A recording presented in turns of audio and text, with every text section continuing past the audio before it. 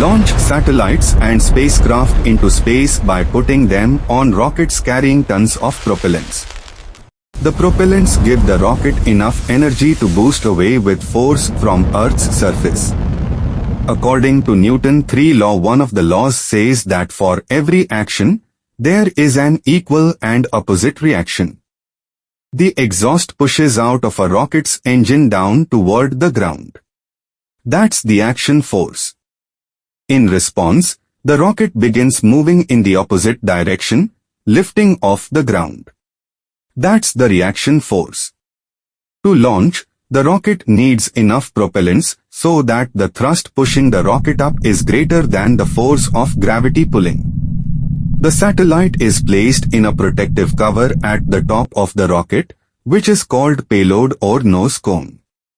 When the rocket leaves the Earth's atmosphere, this protective cover breaks into two parts and the satellite is released into space.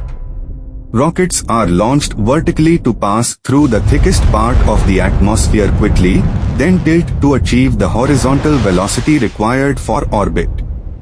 A rocket needs to speed up to at least 17,800 miles per hour and fly above of the atmosphere in a curved path. The satellite stays in orbit because it still has momentum. Earth's gravity pulls it in another direction. The satellite then opens its solar panels to get power from the sun and starts its mission. Earth and the Moon are examples of natural satellites. Thousands of artificial or man-made satellites orbit Earth. A communications satellite's transponder is the series of interconnected units that form a communications channel between the receiving and the transmitting antennas.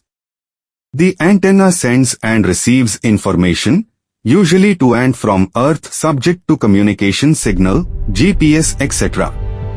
Mars and Earth reach their closest distance to each other about every 2 years. This is the best time to go to Mars, since it requires the least amount of propellant and time to get there.